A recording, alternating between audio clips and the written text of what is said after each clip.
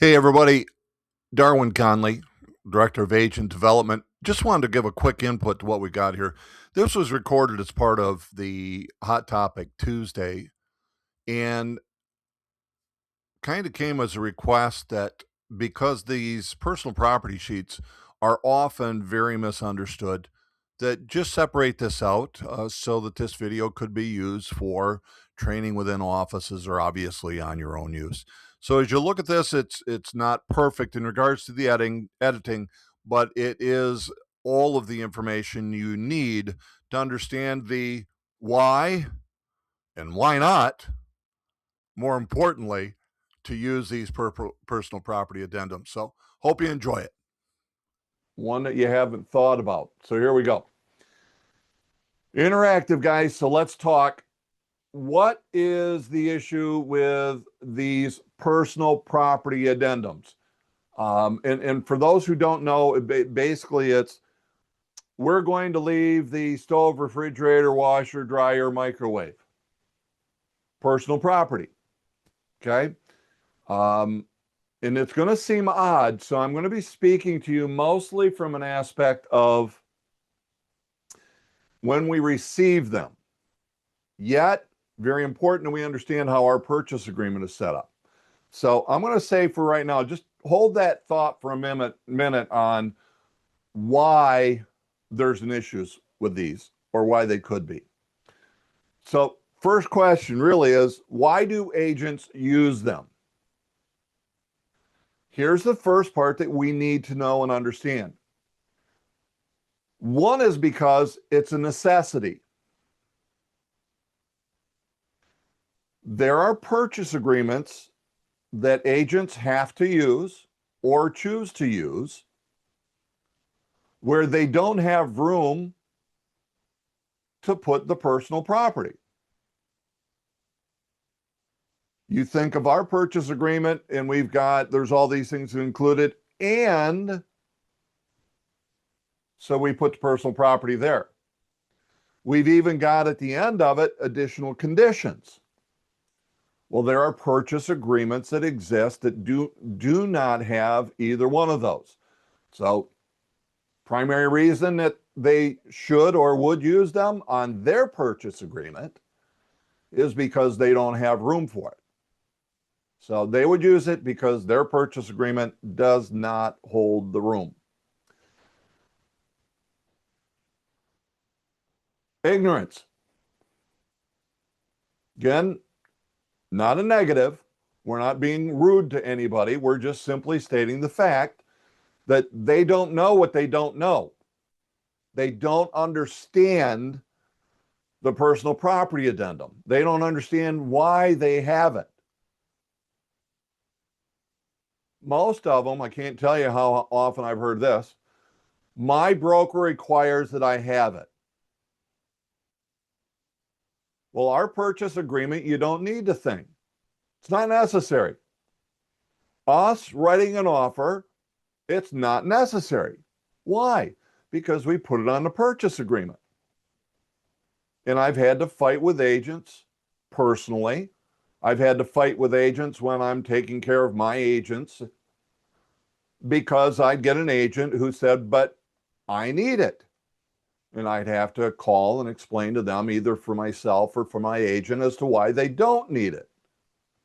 And I would hear, but my broker requires it. Why? Well, I don't know. Guys, ignorance. It's an issue. Plan on it. Here's the other reason.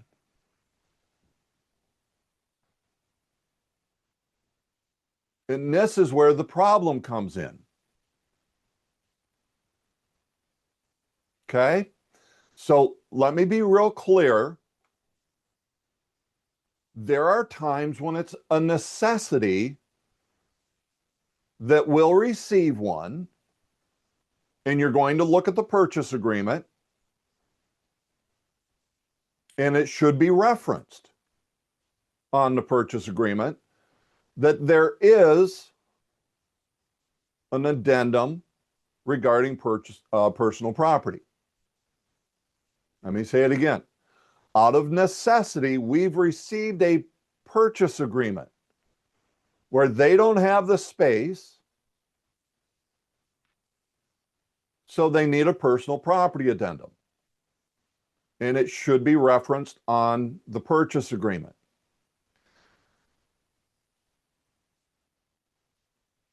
Our purchase agreement, we put it on. Well, Darwin, what if I'm writing a purchase agreement and attached to the documents is a personal property addendum, personal property sheet, whatever you want to call it? Well, my thought is, don't use it. And by the way, does everybody know when I say a personal property addendum, have you seen them, know what I'm referring to? So because I've got one I could pull up. I went looking for it, which was really odd. I couldn't find one. I had to shuffle through about 15 listings. And I'm looking in Genesee County where I believe all of these things started at. And the reason being is Genesee County Purchase Agreement, I would like to have looked at it prior to, but it used to be they didn't have space to be able to put personal property. So they put it on a personal property addendum. And then I start, by the way, let me give you history to this.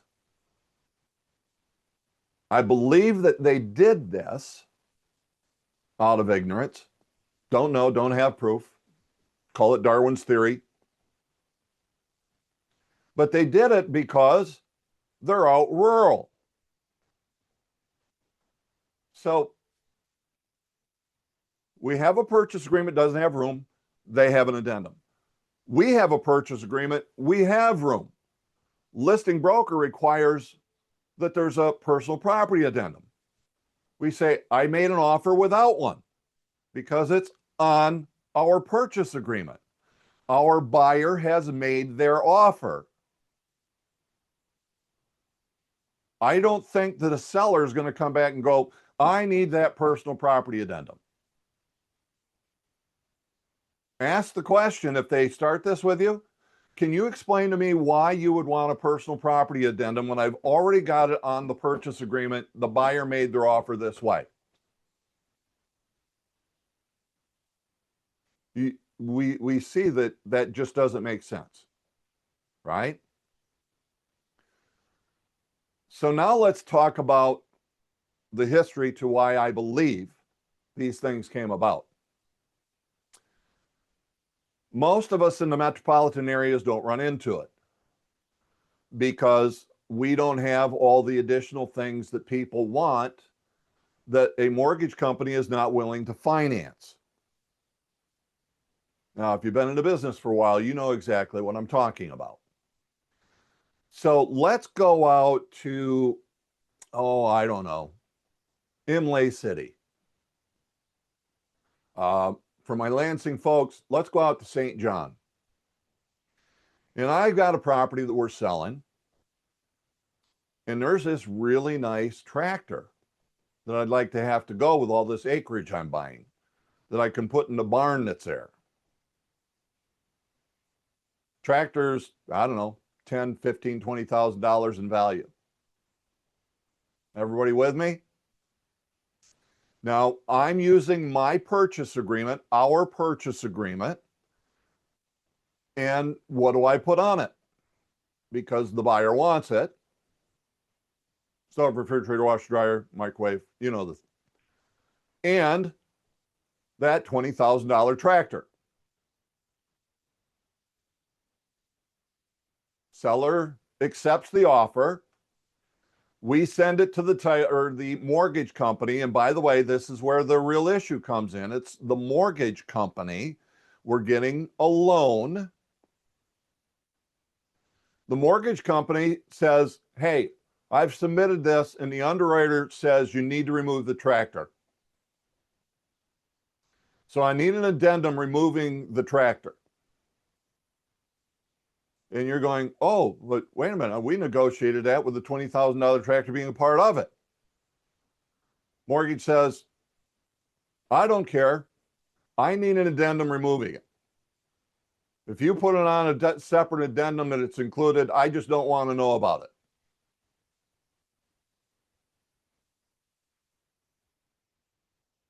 Everybody with me? I'm using a very large item to make it really, really obvious as to the issue. So let's see if this will show up for me. Purchase agreement says there is a tractor. Addendum says, nope, no tractor. Those two get submitted to the MLS. Then there's a third one that says, yeah, no, it's still included. Everybody give me a head nod that you understand what we have. So a purchase agreement says there's a tractor included. An addendum that says, nope, no tractor is included. We have both of those in the hands of the mortgage company. And then there's this other addendum that says it's still included, but you can't picture it, but I'm going to put this right under the table so that nobody else knows about it, except for the real estate agents, the buyer, the seller. What's the problem, right? I mean, it's just this little old agreement sitting here, but nobody needs to know about it. Until you get to closing. And one of the last documents that gets thrown in front of the buyer is the document that says something to the nature that this is a federal loan and you're making a statement that we've closed this in accordance to the terms of the purchase agreement and there are no side agreements.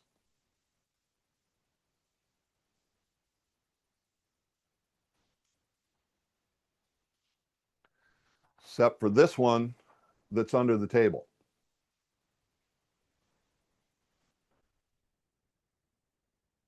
Federally backed loan. Mortgage fraud.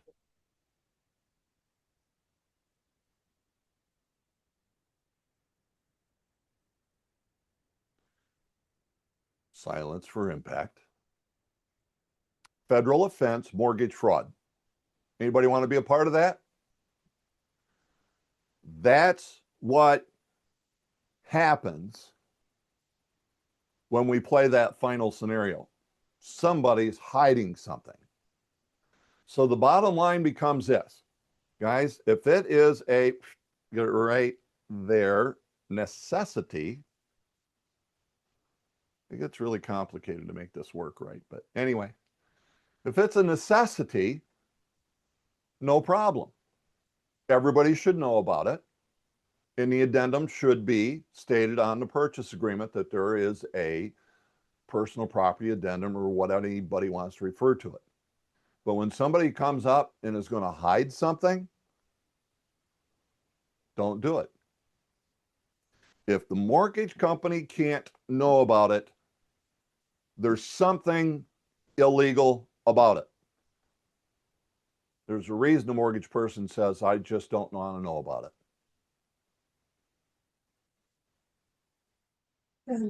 So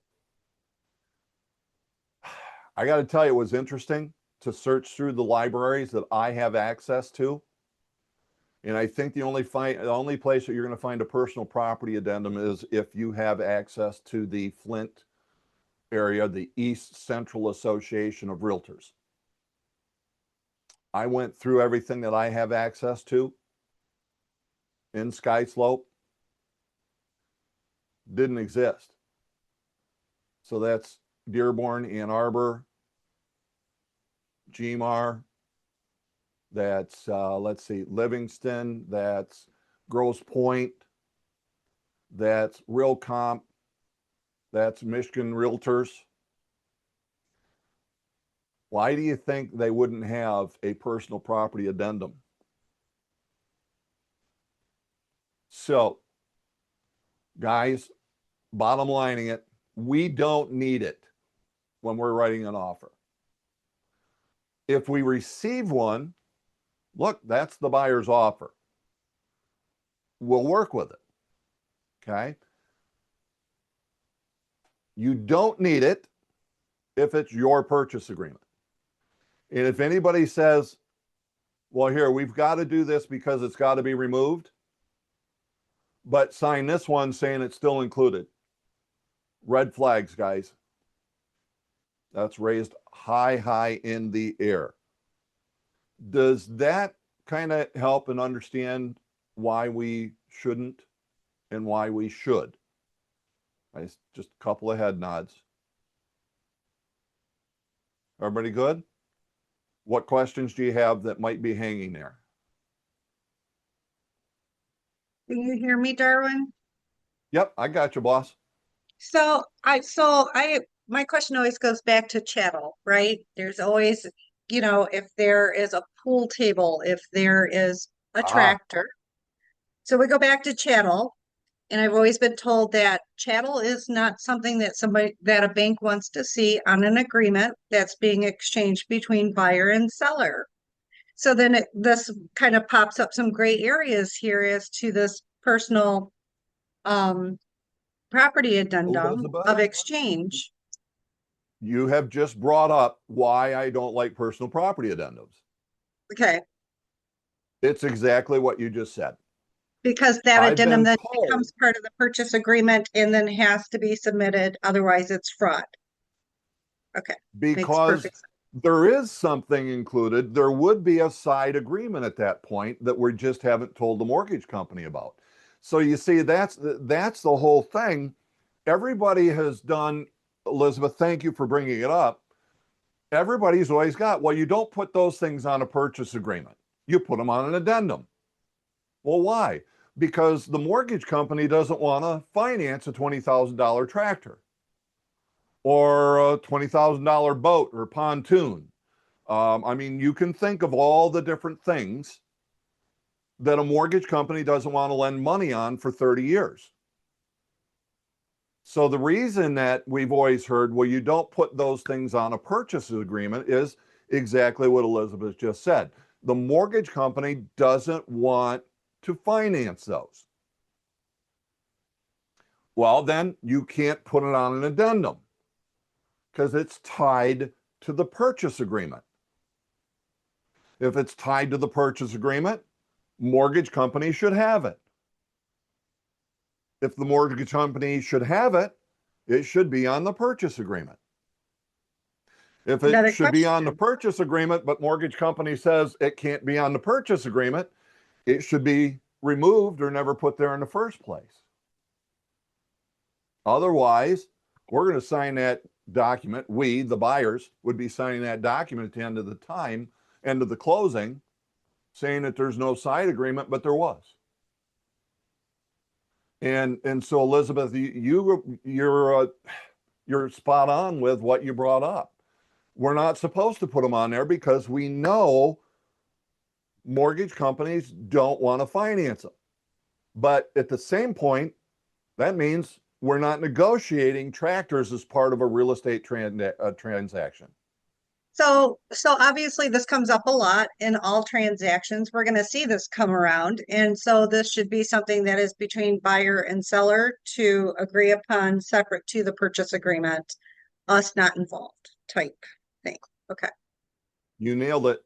And Debbie, let me get yours back up here in front of me.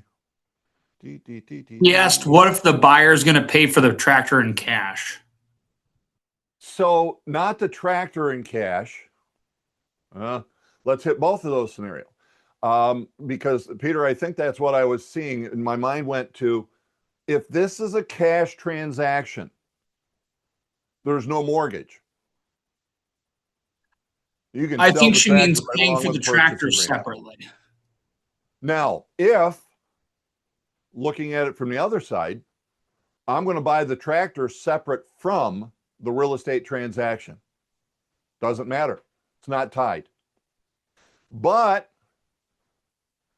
if they want to buy the tractor for $1 and not tie it to the transaction, I would not recommend that my seller take that deal. Because if the transaction falls through, What do they have an agreement to be able to sell the tractor for? $1.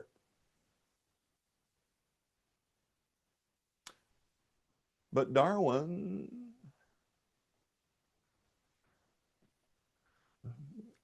how do you find a but with that?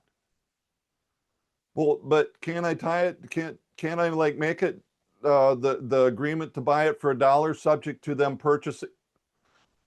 Well, what did you just tie it to? We just tied it to the real estate transaction.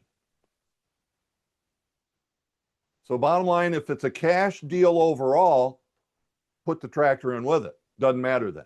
There's no mortgage. If they're going to create a deal outside of the transaction, then it doesn't matter. But I certainly hope that my seller wouldn't sign a deal to sell a $20,000 tractor for $1 and not tie it to the purchase agreement. Now, let me address something that many of you with experience have already thought about. This happens all the time.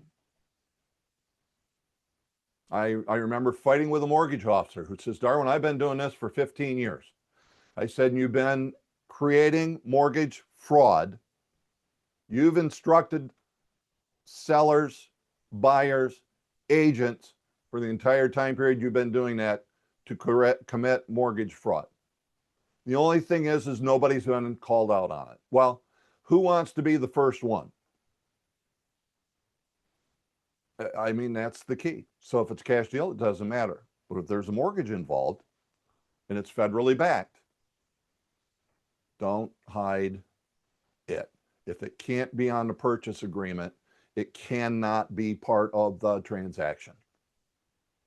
Hey, Darwin. Yes, sir. So I'm in the middle of a kind of a quirky deal that has, as a result of the inspection, we negotiated that the seller would leave a full propane tank. Normally, the seller has to get reimbursed for what's in the tank. They would leave a full propane tank at no cost to the seller, to the buyer, as part of the negotiations over what we found in the inspection, among other things. But that's the one that kind of seems to fit this category. And I'm just curious, are we going to run into a mortgage problem with something like that? Well, as long as the mortgage company knows about it and they don't tell you to remove it, you're going to be fine. All right. Well, it's in the addendum. We wrote it into the addendum. It's all signed, and so it's part of the package that we submitted. Haven't heard anything yet, but it was just weird enough that. Yep, it's a great question, Kevin. And then here's what I would give you with that. If they don't tell you that you can't do it, then it's fine. If they tell you that, hey, you need to remove that clause from that addendum, then you remove that clause from that addendum and we don't do anything else. Okay. It's just doing everything above board. That's all it really is. So probably the only thing different I would do is to say, hey, mortgage person, we had this, can we do this? And let them tell you whether or not to make that part of your purchase agreement. Okay. All right. I guess because if they tell me to take it off, then our deal is weird, right? Then yeah, then you got to take it off. But my buyer now has lost what we negotiated for the correct for the settlement. That's why typically when we have scenarios like this in the purchase agreements for the metropolitan area, including ours, actually, if you'll remember, it says there's 4 options. One of them basically is we can reduce the price or get a credit. Right. So what we do is not a credit because you did this. It simply says that, like that propane tank, let's call it $500. I would say seller to provide $500 to be applied toward closing cost taxes prepaids. Now we know the reason we did that, but we're not going to state that because getting $500 toward closing costs is legitimate and doable. Okay. All right. Okay. Great question for that one. By the way, mortgage companies are acceptable for there to be a statement about things like pool tables, gun safes, pianos. Those are the top three because they're heavy and not easily moved. And in the clauses is a very simple one, but you could remember write this yourself, but it's there if you need it. And that would be that the pool table is being left at the convenience of the seller and holds no monetary value.